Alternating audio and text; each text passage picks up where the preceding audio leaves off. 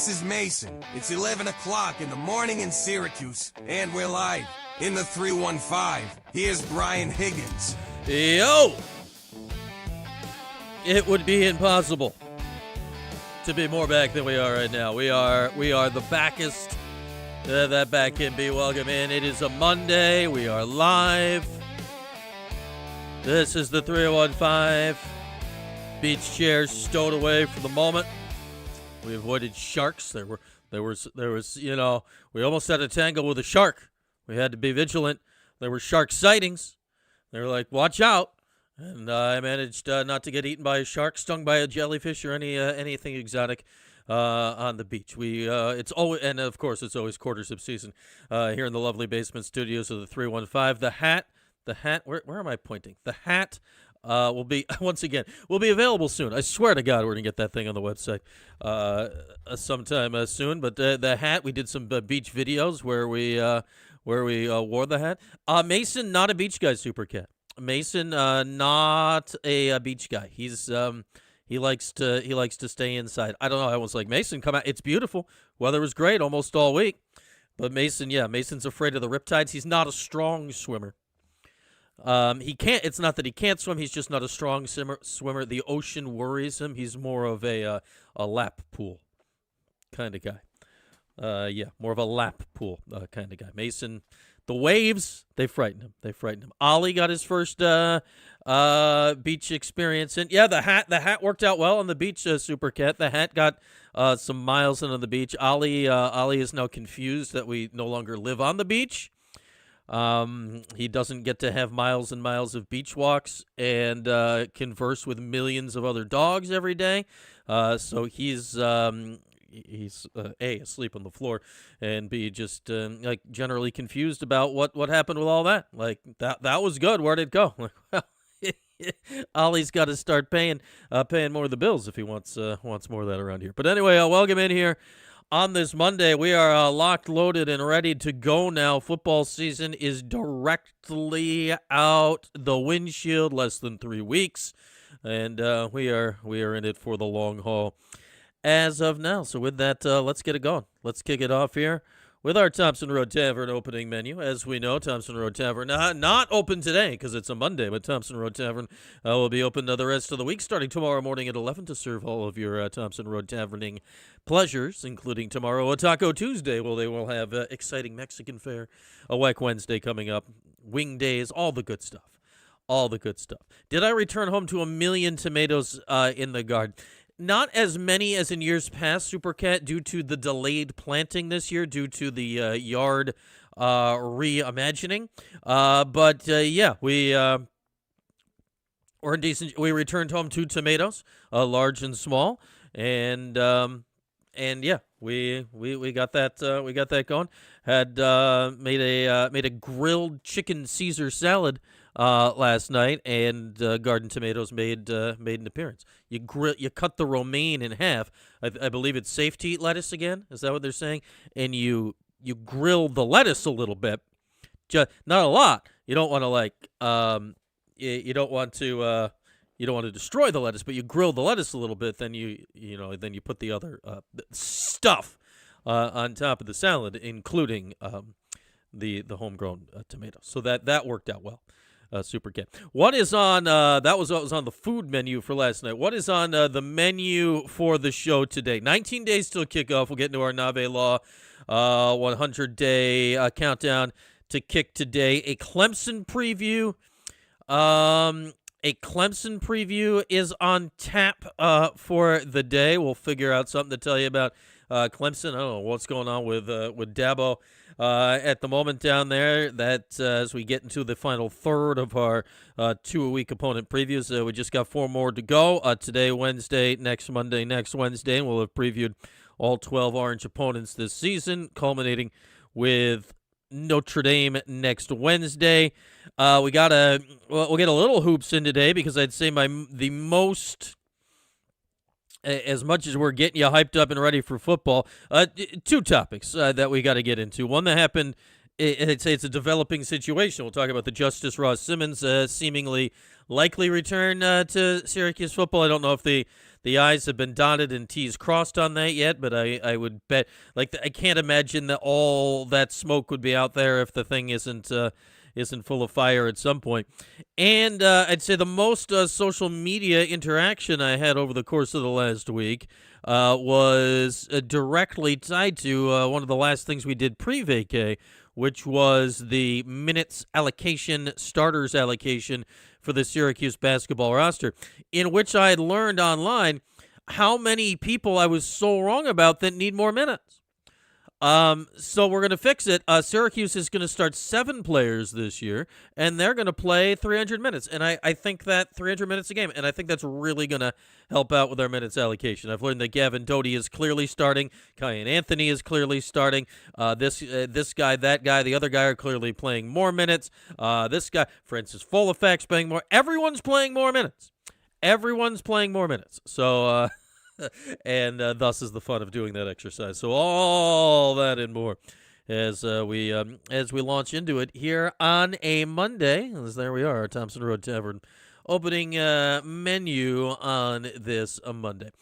With that, I think as far as the actual sports of it here for the Orange, there has not been a ton of news, and of course, link pinned as always to the chat if you'd like to join the show vis-a-vis a live call. We welcome and appreciate that as always.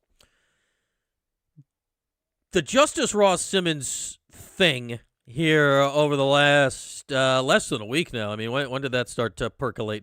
Thursday, maybe? It was late in the week last week. That he is potentially, if not more than potentially, returning to the Orange roster under the 5th-year rule provisions, blah, blah, blah, blah, blah, blah, blah.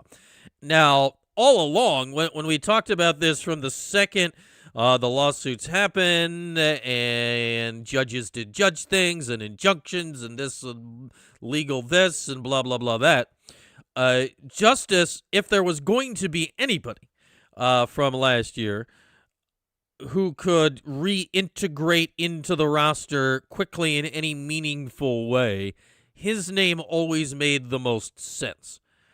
Because as far as the defensive guys, the ones that you'd look at, a Devin Grant et al., you'd say maybe you'd want him back. Like, they're busy with NFL training camp, and like, I don't care. You're not voluntarily cutting yourself from NFL training camp to go back and learn a new college defense and the whole thing. On the offensive side of the ball, most of the people that left, the receivers that left, were portal guys. They're at other schools now. Justice is really the only guy that A, played, B, was effective, and C, fits into this 5th-year guy category. But then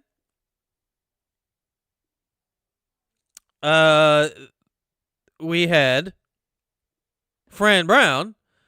When was this? This was 2 weeks ago tomorrow. So 13 days passed. He had his pre-camp press conference where he was asked about this because the judge rulings tied to the Colorado case, tied in many ways to the Syracuse lacrosse athletes that we continue to speculate about. No new news on that, but certainly as far as actual impact on a Syracuse sport this upcoming season remains probably the most important thing, though the Amari Monroe thing, as we've discussed for basketball, also is big. I'd rank football, I'd rank Justice third in line right now on all of this. They got other guys who can catch the ball on the roster this year. Like, when that all happened, Fran was asked about it, and I'd say he more than essentially said, he said, yeah, we roster's set, we're good, is essentially what Fran said 2 weeks ago. Here's the thing about Fran, and we'll start having. I was working on some new opens for our Fran Brown press conference shows this year. We'll have Fran Brown live starting 1 o'clock 2 weeks from this very day, Monday, August 31st. Fran Brown live reaction right here, 1 o'clock on Mondays, same time, same place as it has been since he started his tenure. But Fran said, "Hey, we're not taking those guys back." Here's the thing. And I was, tongue-in-cheeking it when I tweeted when this all came out. Like, but Fred said the thing that it's not. Fred said. Fran says a lot of things. And I don't necessarily think he says them to be disingenuous or whatever. But sometimes Fran's saying things just to say them. Sometimes Fran's just talking. Sometimes Fran's just saying things. And you got to know with Fran what to take at face value and what to not take at face value. Like, it's like its whole starting quarterback thing, right? Go back to last year with Ricky Collins. Now, the first year with McCord, it was like, Kyle McCord's my guy. He's I'm the number one guy in the program. He's the number two guy in the program. Like, okay, yeah, we like that. But then he kept that thing rolling, right? Then it became his starting quarterback's his number two guy in the program. So it's Ricky Collins. And as we found out last year repeatedly, like, Fran's starting quarterback was the number two guy in the program until the second he was not, and then somebody else was. So it was Ricky, and then it was Angeli, then it was Ricky again, and then we were adrift at sea. So, Fran says things that they're probably true in the moment for the most part. And then, a minute, a day, a week, 2 weeks later, they can be completely different. And it's like, all right. And I think at this point now, as we begin year 3 of the Fran Brown verbal experience, you just gotta roll with it, right? Fran says stuff, and then 2 weeks later, Fran does something that is directly contradictory to that. So what? Like, it's not like he's doing something directly contradictory to his main tenets of attempting to win football games, right? Or DART, or, pick your favorite Fran acronym of the week. The winners I've heard get washed, though I haven't heard him say that in a while. But, all right, so he takes Justice Ross Simmons back, and I'm sure, you can create a roster spot for him. You can probably find a few shekels of NIL for him out there somewhere, though I'd imagine most of your cash is committed for the year. And I'd say where Justice being able to slot back in more seamlessly, assuming he's in football shape, because he's not been with an NFL team and has had significant injury issues over the course of the last 2 years to here, there, like all over his general person, including a lot of soft tissue muscle things, which have quite literally slowed him down. But he's stepping back into the same offense with the same offensive coordinator and the starting quarterback that he had great success with in the first 4 games last year, including the 2-touchdown game in the win at Clemson, first ever win in Death Valley. So what's his role going to be? I don't know. Like, it could be a lot of different things depending on where Syracuse goes with it. I think as we look back at 2 years of evidence of Fran Brown, head coach, Jeff Nixon, offensive coordinator,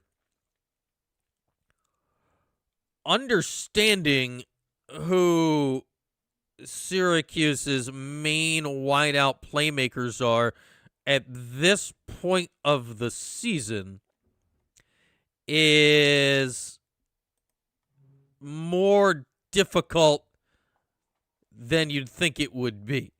And then when the season has started, and realistically last year we can only use the first 4 games as a real sample size, but we can use the whole year at it before, that 3 guys tend to emerge. Now, can Justice get himself back in that mix? But it's 3 guys until it's a different guy. Like, remember the first year, it wasn't, then all of a sudden it's like, oh, Daryl Gill's now in the mix, and he's one of the 3 guys. So the 3 guys can change over the course of the year. They don't often necessarily change. They don't rotate 8 million guys through the wideout spots over the course of the game. But they had, I'm trying to find it here. Chris Carlson had an article last week about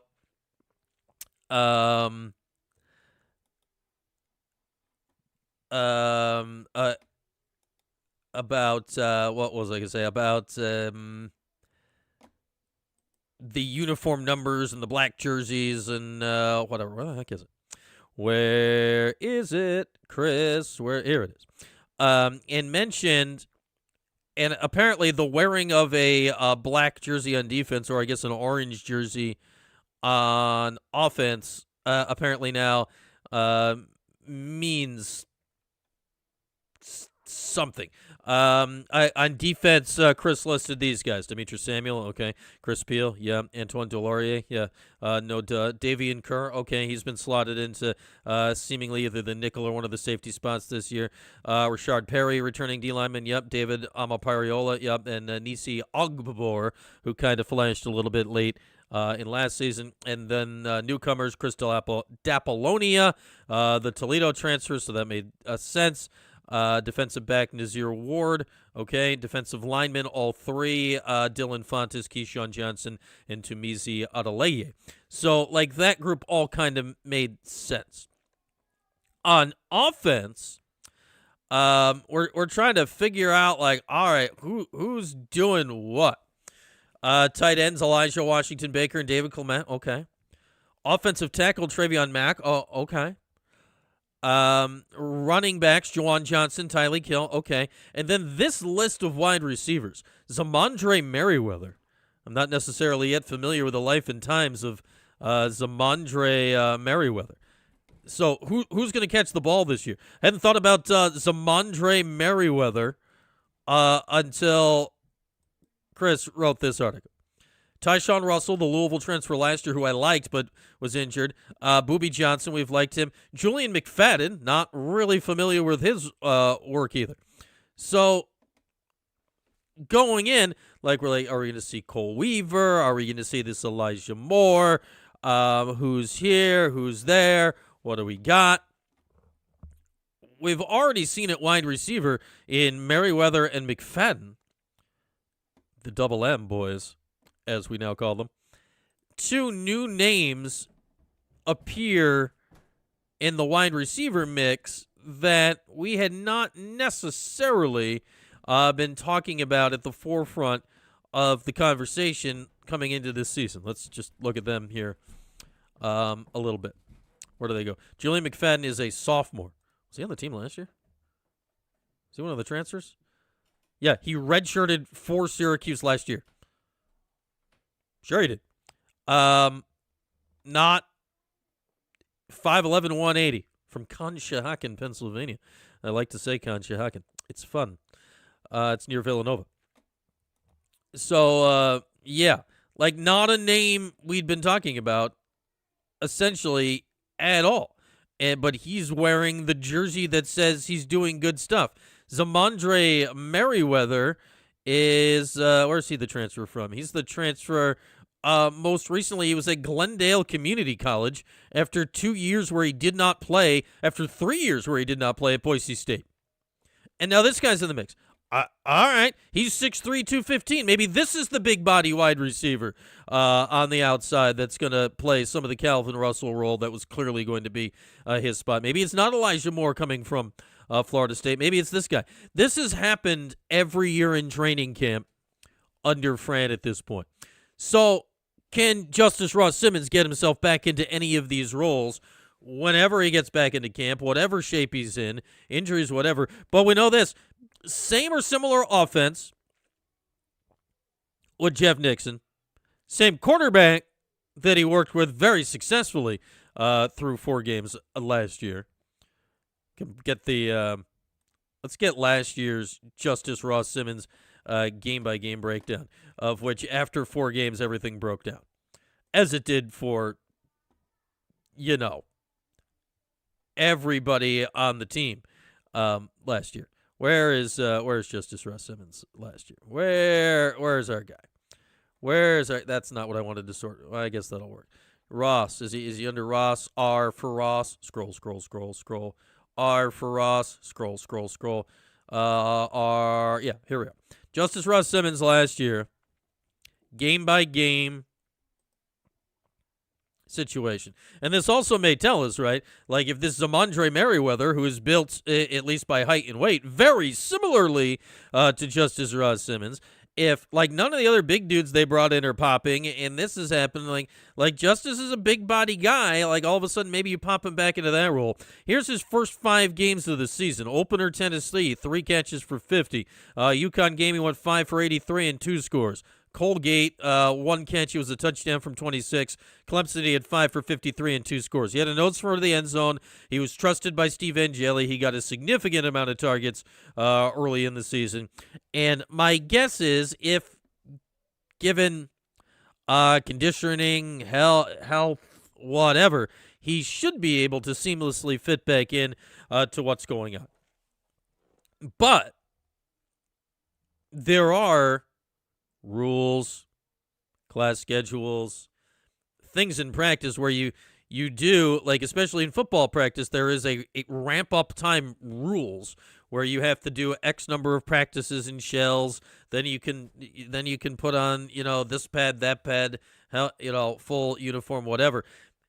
And as of today, like 2 weeks from today, they will already be into their first game week preparations for the opener against New Hampshire. So time, like literal time to get ready for these things, unless that stuff is already happening behind the scenes, is running short for Justice, even if he knows everything going in. So I think it'll be fascinating to watch.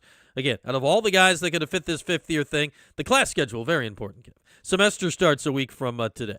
Don't I know it? I gotta work a syllabus, man. Woo! Week from today. I gotta get the old syllabus updated. We gotta update it. We got to mold young minds, Kev. Week from today, semester starts. It's early. The gap, especially with a late Labor Day this year, it feels like the gap between the semester starting and like actual school around here starting and the football season starting, I don't know if it actually is, but it feels like it's a week or plus longer than normal. It's just we're in go position for all this stuff coming up. But quite literally, like, classes start on Monday. I don't know where Justice is at in his degrees and all that. Realistically, like, there are people whose job it is to get this done and get this done efficiently, but to the best of my knowledge, Justice graduated, so he's going to have to get, like, enrolled into some sort of,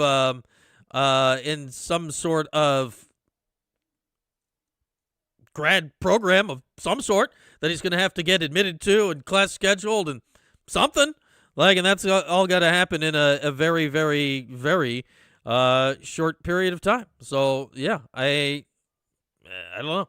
That's going to all happen. Yeah, is he in football shape? Like, he's not been in NFL training camps or any of that. He says he's been keeping in shape, but he's also been, working real jobs and whatever. Like, I don't know. I have no idea what Justice Ross Simmons is going to show up. What class am I teaching? I am teaching, I believe it is called, I should know the name of my own class, right, Supercat? Intro to Sports Writing. I teach the youngins, get them to rap. Do I have the names of my classes up here? Intro to Sports Writing. Hang on. Is that the actual name of the class? You'd think I know the actual, It's a class about communication, and what's it called? It's called Writing Sports Communications. It's an intro to sports writing class. And I'm also teaching a section of, they started this well after my collegiate days at Syracuse. Everybody that goes to school at Syracuse, and to my knowledge, I do not have anybody from the football team or basketball squad in my class. But everybody that goes to Syracuse now has to take something called first-year seminar, which is JRS going to take my class? Probably not. It's more of an underclassman class, but hey, we can squeeze them in. We got chairs. We can make that happen, Supercat. Do I ever bump into a person named Steve Infante while up at Newhouse? Who is this Steve Infante you speak of? No, because our class schedule is just generally at different times. So we're literally just not in the building at the same time. Else I could bump into him freely, but generally not. So yeah, we gotta learn up the kids today of what it's like to be at Syracuse. So we got some class. We gotta meld young minds in a way and maybe make them subscribe to the channel, as you all should be doing to do that. So Mark's not in football shape due to beef on weck. Shout out to Thompson Road Tavern. Your beef on weck. Delicious, but not necessarily if you're getting into football shape. Though the protein, I've heard protein's all the rage these days. Protein's all the rage these days. So I don't know. Like, we got to see him run around. He has not been a picture of health in his 2 years at Syracuse. Is he a good guy, big body guy to have in the mix? Sure. Could I see them early in the season using him in like really specific red zone situations? That, in my mind, would make the most sense to ease him in to it. Like, that's where he really succeeded last year early in the year. And then maybe a role expands. But I'm equally intrigued to see, like, all right, what the heck do a Zamondre Merriweather or a Julian McFadden do? Like, this list of wideouts wearing the orange jersey, which is apparently important or not. Here's Fran's quotes on it. This is Carlson's article from last week. Brown said it was his idea to try out the jerseys as a motivational tactic, although he declined to go into detail about why he felt it was beneficial to adopt the new approach. He said he wanted that to remain within the team. Within the team is one of my least favorite football team things. It's not Fran. That's like a very football. That's a very football thing that is not necessarily a very other sports thing. They do have a great horseradish. Then he said, quote, this is a Fran quote from Carlson's article, "It's really not important, to be honest, right now. We're trying to keep that with us, and we're just playing ball. What's important is that all 113 players are out here competing. We really don't care who had on what jersey. We don't care about it at all, except we really specifically did this and made a deal out of it." So, like, this is, again, where you got to take Fran with a grain of salt. It doesn't matter at all, even though we're directly showing you something that clearly matters in some way or another. Much like, going back to the roster here, much like the single digits matter. Did he just earn the digit? Like I saw Tadarius Hughes, the freshman from the Florida area, who was a former FSU verbal. He had a number, I don't know if this is actually new, but he had like the number 8, I believe, displayed. And then I'm looking at the roster right now. Who's got the single-digit swag? Like, Frank can say whatever he wants, but the actions in this case are speaking much, much louder than words. Like, the single digits are very much letting you know, in a lot of ways, who's going to be on the field. Like, I look at the freshman. Chase Jeter, defensive back from Virginia, number 4. Okay. Look out for him in the defensive backfield. Calvin Russell was number 5, obviously.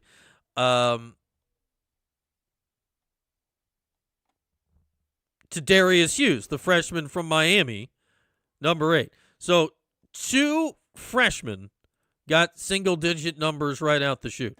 Like, that tells me something. Very rad, San Diego Qs. Very, very rad. That tells me something. Other things that tell me something. Jai Eugene, he was a transfer in from Tulane in the defensive backfield, got number 9. All right, that tells me something. Nas Ward, the defensive back, transfer in from, yes, Ollie? What can I do for you? From Western Kentucky, got number 7. What can I do for you, Ollie? Do you want to come say hi to the people? You'd have to come over here if you want to say hi to the people. You're over there. I can't reach you at the moment. If you'd like to come over here, you can say hi to the people. Right now, you're just barking off camera, which has got to be disconcerting. You've got a number 5 in the closet. Oh, man, number 5 meant something back in the day. Like Crystal Apollonia, the transfer in that came with Vince Karras from Toledo, number 6. That means something. Jawan Johnson, number 4, that means something. The Kerr brothers both wearing number 3, that means something. Zion Moultrie-Goddard, the linebacker senior, getting a number 2, that means something. Brahim Long, we've heard a lot about Brahim Long this season, wearing the number 0. That means something. He has to go potty, maybe, Kev, or sometimes he just likes to remind you that we're here. Maybe all transfers get single digits as part of the deal. Yeah, but not all of them. Like, there were more transfers than that. Not all of them got it. Like, Cole Weaver came in. He's got number 11. Like, is that what he wanted? I don't know.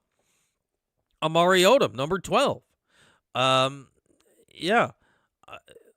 It's Keyshawn Johnson, who's I think is going to play a big role this year, number 14. Zamondre Merriweather, number 14. Like, they didn't all get it. Like, it means something. Like, does it mean everything? Absolutely not. But it means something. Much like this black jersey, orange jersey, whatever the hell thing they got going on this year that Fran sort of began to tell us what it was all about and then declined to go completely into. It means something. It means something. So I always say, like, take the clues, and then that tells me early in the season, at least, keep your eye on those guys. Like, don't be shocked if those guys are on the field, because Fran did something. Didn't say something. Fran did something. And Fran's actions have spoken significantly louder in many ways than his words here in his time at Syracuse. That was a lot of football without actually starting our countdown. We should probably start the countdown if we're talking football. Do a little hoops later in the show. Some games have been scheduled. They're playing Rutgers on my birthday, which is in February. That's a bizarre time for that. But let's get into our Nave Law 100-day countdown. Mason here. 100 days, 100 thoughts. It's the Nave Law countdown to 2026 Syracuse football. Here's Brian. Here I am. Gotta gotta stay hydrated. Hydration is key. Yeah, the Kerrs both being number 3 it's weird, right? Because here's why it's weird. Well, it's weird for, I hate double numbers. I loathe the double number experience. They moved one of the Kerr. Obviously, last year the Kerrs could not have the same number. They were both on defense. One of the Kerr twins, Davion, not Davian. I don't know how. Yes, they have essentially the same name. They have one letter difference. One of them, Davion, switched to running back this year. So now this year, one's on offense, one's on defense. Now, Davian seems to be in the starting lineup right now in the secondary, but based on skill sets, this, that, and whatever, you'd think both would be in the mix for various special teams roles. What's up, Gavendo? Which then brings in the stupidity of the putting on the other jersey over the jersey for special team stuff, which I just find insanely dumb. And, yeah, so giving them both number 3, yeah, I get it. They're identical, whatever. Sure, that's cute, fun, fine. But then if they're both ending up on the same special teams at some point, and then somebody's got to wear this, and then, like, if you ever get a penalty because of the double number special teams things this season, like, you flat out deserve it, because I find it so just. Like, can't we wear a different number?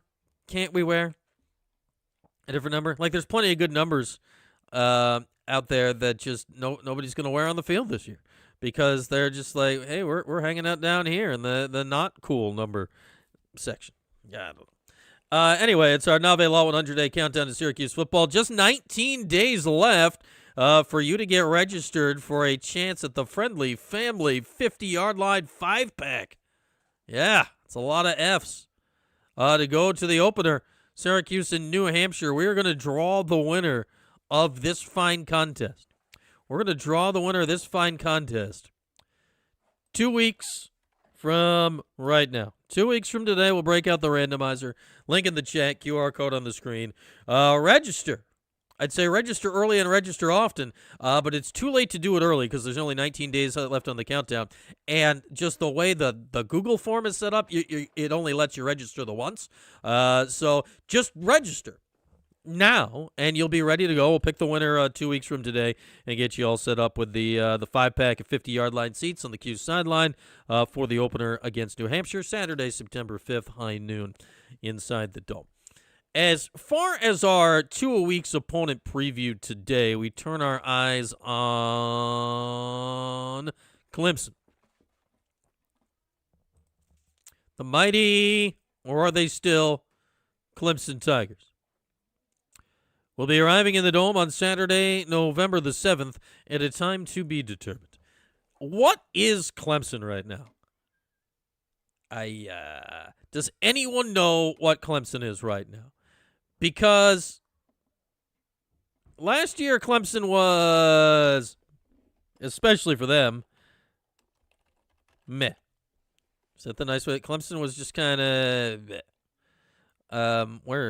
Here we are. Last year, Clemson was loading. Last year, Clemson was 7-6. We look at the life and times of Dabo.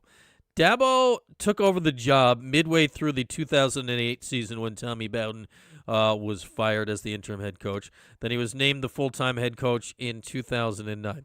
First full season, he went 9-5. Second season, 2010, Dabo went 6-7, much to the consternation of the folks in Death Valley.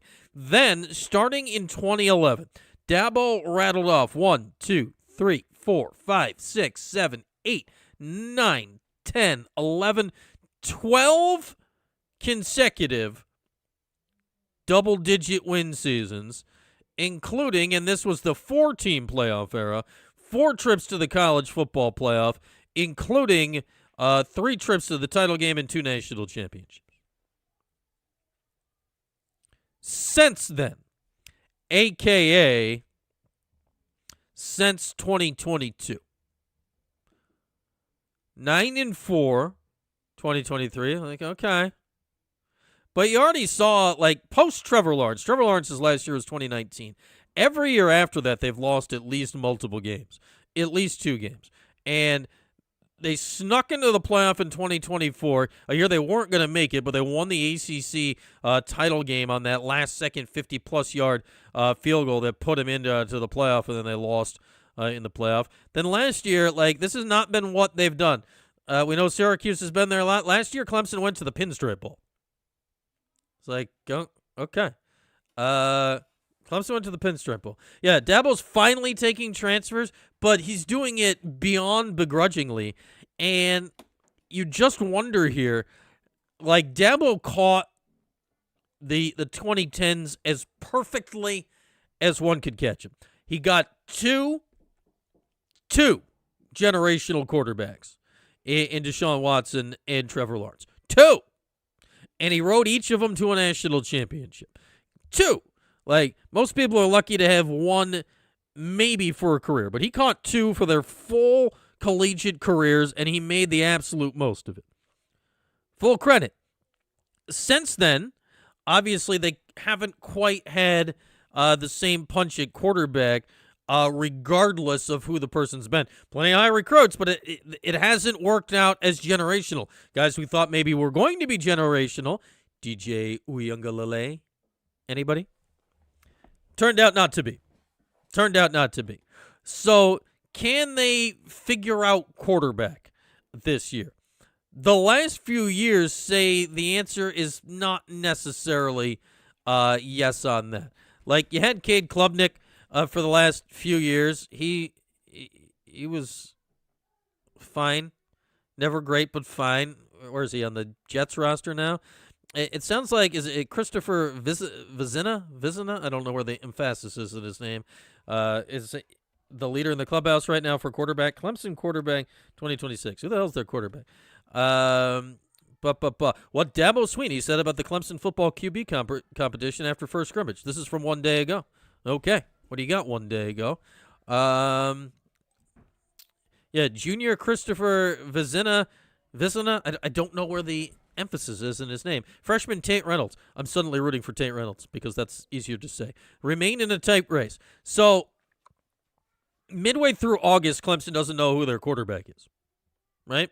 Doesn't know who their quarterback is. You got a veteran who's never really done anything. And you have a freshman coming in. Is there the Vizina? Vizina? That sounds nice. I suppose I could look it up, but guessing is more fun. And then you got a freshman in Tate here who arrived in January, are both in the mix. Dabo is comparing Vizina to Taj Boyd. Well, Taj is pretty good. Dabo also had Taj Boyd, who maybe not quite as generational as the other two. Damn close. Damn close. Yeah, they haven't really portaled at quarterbacks. Now, is that stubbornness? I mean, a lot of it is stubbornness. Yeah, I think Vizina. I'm gonna go Vizina. Chris Vizina. That sounds nice.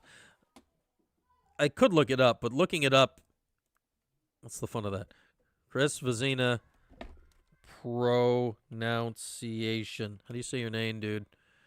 How do you say your name? What do we got? Yeah. Okay. Yeah. Cookies? Sure. Give me Clemson football cookies. Give me all the cookies. You told me you were gonna say your name. There's no name saying here. There's nothing of the sort. Lies. Just flat lies. You said if I clicked here, this guy would say his name. Okay, now we're in the mix here a little bit. Where is he?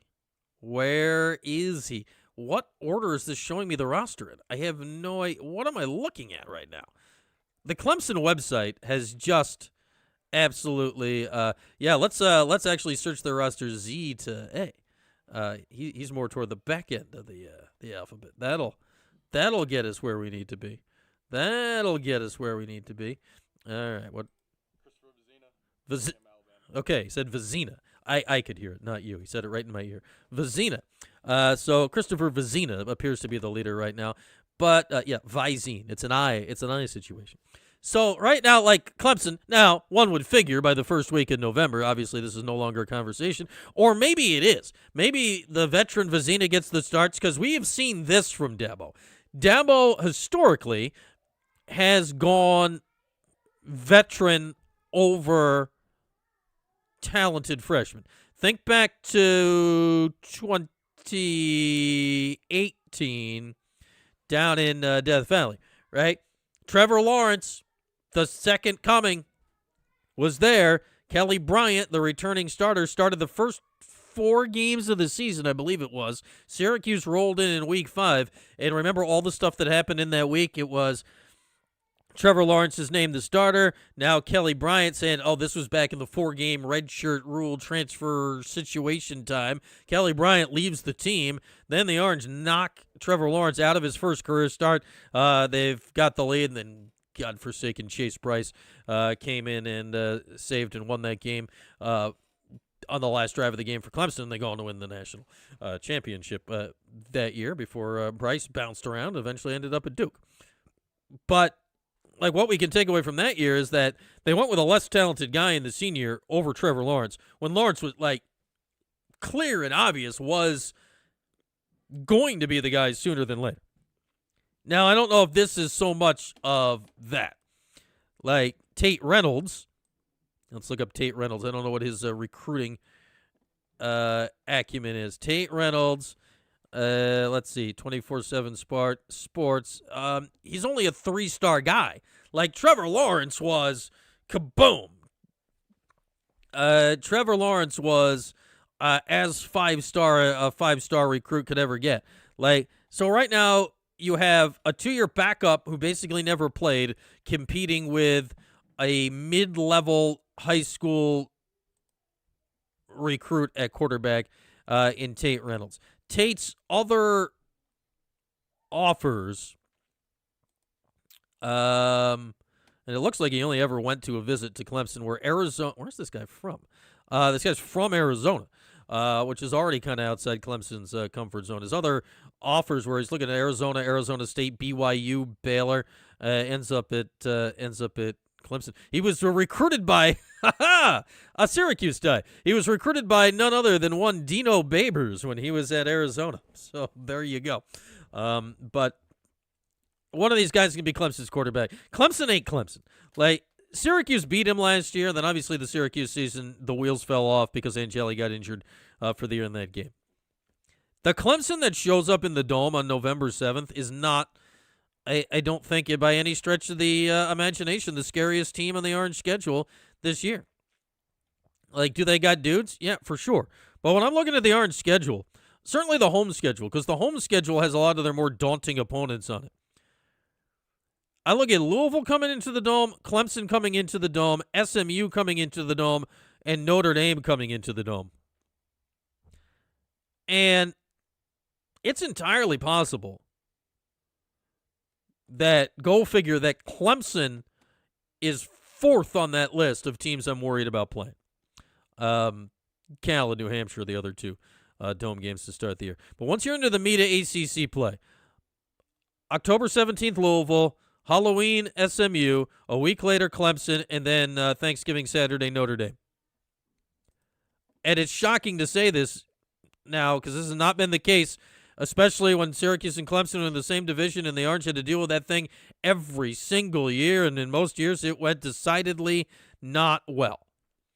That Clemson may be the fourth most challenging, daunting, whatever home game on the Orange football schedule this year.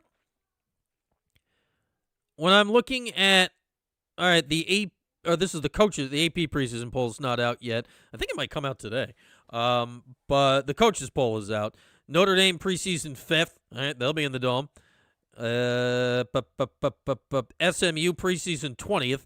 Clemson preseason 23rd. Louisville just outside the top 25. They would be the top team receiving votes, so 26th. The Clemson game, if Angeli is healthy, if the Orange are playing well by that point, it is November after all. November does not go traditionally well.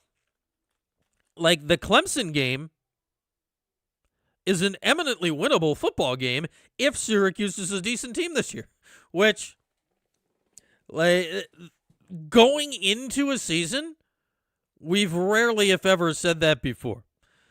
Like, last year when Syracuse won at Clemson, it was pretty shocking because the Orange had been wobbly. They didn't have Kyle McCord, and Clemson had the multi-year starter in Cade Klubnik. Like, in Death Valley, yeah. When they won in the Dome that year, the Orange were massive underdogs. Even the next year, like, I felt pretty, like, personally, I felt good about the 28 team going in because you had Dungy, had just beat him. I thought, like, that was a really good Orange football team. You were going to give them a game, and it turned out to be a great football game. But then you still lose. And then I look at almost every other game in the Syracuse-Clemson history. Like, you didn't feel good about it going in. No. And some were close and some were not, but you never felt good about it going in. When I'm looking at the schedule right now, this is the first time sitting in August where I'm like, yeah, what the hell, Clemson? Like, I feel a lot more scared about SMU the week before. And certainly Notre Dame at the end of the season. And realistically, probably even Louisville right now. It's crazy to think when you talk about Clemson. Because realistically, as bad as last year was, to your point, Cavendo, like, if Steve is healthy and is still healthy at that point, well, at that point, if he's starting every game this year, if Steve starts every game this year, the Clemson game will be his 9th start of the season. Plus, he beat them last year. And played great in that game before he got hurt. He had an amazing first half of that game before he got hurt. And we talk about the Justice Ross Simmons connection. Like, if Justice is back in the mix, it's 9 games into the season. Plus the other wideouts. We mentioned all those names, Zamondre Merriweather and this guy and that guy. It'll be the 9th game of the season. We'll know who the guys are by that point. Like, if Syracuse is worth anything this year, they're going to be, like, if Syracuse is a solid football team, we are going to know by that Clemson game that, yes, they are. And if Clemson is wobbly this year like they were last and have been wobbling now for close to 5 years, yeah, we're going to know that by then. Like, it's not as crazy as this sounds for Syracuse's decade plus in the ACC. This is the first time, and I think literally the first time, you go into a Clemson game not petrified of Clemson. Like, in 2018, when Syracuse went down there and played them toe-to-toe, you still went in scared of Clemson. They won the national title. That team was a great, great team. I went into that game personally, remember, I'm like, Syracuse is good. I think they can play in this game because they are good. Like, they are good. The year before, we were still in the Dino Funky Vibes era. Like, I went into that game saying, this Clemson's not quite Clemson, Kelly Bryant, whatever. I think they might be able to hang, and then obviously you pull the upset. But then Syracuse had dudes and Dungy, then he gets hurt, and the whole thing falls apart. Like last year, I didn't think Syracuse was going to win. We didn't know Clemson wasn't Clemson yet, and Syracuse hadn't really shown me anything in the first 3 weeks. Like, that was shocking. Then every other year when Syracuse got their limbs ripped off by Clemson, it was like, yeah, okay. Like, I said this in 2016, Dungy's sophomore season. And I believe, was that one of Clemson's natties? I think 2016? Where do I got the Clemson year by year? Which tab? I got a lot of tabs going. Clemson, hang on. Yeah. Give me the, yeah. Just load the freaking thing.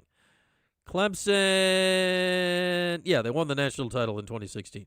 Like, Syracuse went down there in 2016, and I said this out loud, like,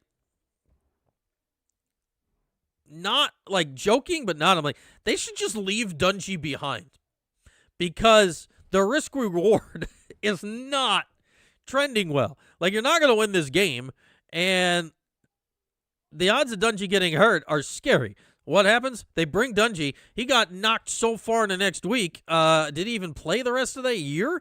I mean, he got, or was that the year he came back and then got knocked out again in the Louisville game? I think that was the last game he played in 2016, and they lost like 56-0 or something. And it was just like, oh my God, you just ruined it over one game. I don't fear that going into Clemson anymore. Ironically, a year after losing the Syracuse quarterback for the year in the Clemson game. Go figure. There we are. Our 2-week preview of Clemson on Wednesday. We talk NC State. And Wednesday, we talk NC State. That's a road game. With the exception of Notre Dame, I think we have a good chance against everyone else. Mark, when you look at it, New Hampshire, Cal, at Pitt, at UConn, at Virginia, Louisville, at Carolina, SMU, Clemson, at NC State, at Boston College, Notre Dame. Like, if there were going to be point spreads on every Syracuse football game today, I'd say reasonably, obviously, the biggest underdog game you have out of the 12 right now is Notre Dame. But Triton's been wearing the same socks all year. Yeah, rock them. If you tell me that Steve Angeli is healthy and starting every game this season, I agree with that thought, Mark. Now, the other side of the coin is I also think most of those games are also losable. Like, I don't look at the schedule this year as like, oh my God, how? But I do look at it as, besides New Hampshire and sort of UConn, and hopefully UConn, like, besides New Hampshire, I look at it like, could they lose to Cal? Sure. Could they lose to Pitt? Yeah. Like, losing to UConn's pretty disastrous, but could it happen? Like, Syracuse won in overtime last year against UConn. Sure, it could happen. Virginia, can you lose at Virginia? Yeah, they were in the ACC title game last year. Can you lose to Louisville? Absolutely. Like, I think North Carolina's a grease fire, but can you lose to them? Well, you got smoked by them last year. Can you lose to SMU? Of course you can. Can you lose to Clemson? No duh, you can lose to Clemson. Can you lose to NC State? Yep. Can you lose to BC? France never beaten them. And, of course, Notre Dame. Like, I'd flip a coin. I don't have a coin handy. Flip something. Like, right now, like, are they true 50-50 coin flips, all these games? No, but I don't look at this schedule after week 1 and feel really confident about anything besides week 1 and week 12. Like, I feel pretty good they're going to win week 1, and I don't feel great they're going to beat Notre Dame even if healthy. Though if you got Angel and you're playing well by that point, maybe you can give them a ball game. But Notre Dame's really, really good. Notre Dame's roster is a national title type of roster. Like, they are really, really good. Notre Dame, when I look at the schedule, is the most talented team Syracuse will play this season, even more than Clemson, even taking quarterback out of the equation more than Clemson. Because we know a lot of years Clemson's roster has been all that but QB. right? Well, Notre Dame's got the QB and they got everything. But I look at it, it's very easy to play with these guys, which is why, I mean, it was very similar to 2 years ago with McCord, right? And then it clicked and you started winning all those games. Can Angeli have a McCord-type season? I don't think he's quite Kyle, but I think he could have a very good season. I think that's what makes this year so fascinating as we sit here 19 days out from kickoff, is that I don't go into this year with Angeli healthy, fearing a lot of these teams, at least today. But I also don't go in overly confident against any of these teams except New Hampshire. I don't think you can. Now, maybe Angeli starts dealing early in the year. But again, it comes down to Angeli's health. And it comes down to, like, your toughest opponents this year in many ways. Like, this might be, when I look at the schedule here, a lot of your toughest opponents, Louisville, SMU, like, at least by the rankings, where'd I put the rankings tab? At least by the rankings, the preseason rankings, which are never wrong, your 4 toughest opponents are all in the Dome. Now, what does that mean? Who the hell knows? Like, obviously, the preseason rankings are oft very incorrect. But your 4 toughest opponents are in the Dome. Is that good or is that bad? In the years where your tough games are away from the Dome, you're like, well, we're probably going to lose these games, but you can clean up at home. You're like, okay, it gives you a path. This year, it's like, all right, you have a chance for big wins at home, and then your quote-unquote easier games, a lot of them are on the road, though Pitt's on the road and NC State's on the road, you never play well at either of those places. BC's on the road. That hasn't gone well recently. It leads to just a lot of questions.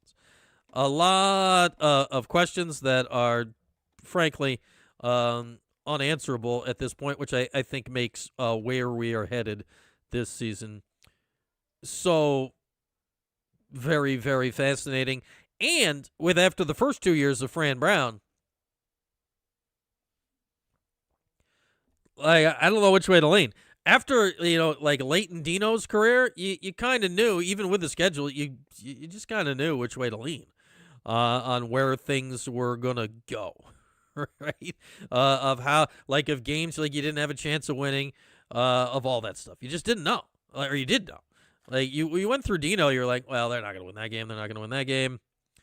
All right, these are randomly, like, even the Clemson game in 27, you're like, all right, that's, or in 17, not 27. Like, that's the kind of game Dino teams get up for, and it was, and they upset them. And, like, the whole thing, and like, all right, November, this is where the wheels fall off. With Fran, 2 years ago in November, my God, by the end of the year, they were great. That Miami game, wowee. Last year by November, there couldn't have been 5 worse teams in all of college football. Like, Syracuse was horrible last year. I don't know where to go this year with how it's going for Fran. And tough opponents in the Dome. Will they be worth the crap away from the Dome? Like, 2 years ago, they went into, like, they kept going to the West Coast and winning. It was crazy. Like, Pacific time zone, 3 wins in the Pacific time zone. Yeah, sure, what the hell? It made no sense. It made no sense. So, we'll see. And I think that what makes, so far, 2 years plus into the Fran Brown era, it's so very, very interesting. All right. Yeah, where's Jen today? Is Jen on vacation or something? Some games in the Dino era actually required a playbook. Yeah, Mark. I'd say not even in hindsight. At the time, you're like, yeah, maybe a little more straightforward with it on one of these days. Yeah, I know you're begging for a longer show today, but there's a lot of things going on at the 315 compound today. So here's the plan for the week. We are back to, and there we are. We'll put a wraps on our 100-day countdown from Nave Law. Link in the boom chat. Make sure you are registered to win, so you can go to the opener courtesy of us, courtesy of our friends at Nave Law. QR code on the screen as well. We'll draw the winner 2 weeks from today to get you into Syracuse and New Hampshire. 5 in the 50 from Nave Law. There we are, our Nave Law 100-day countdown to Syracuse football. Schedule for the week.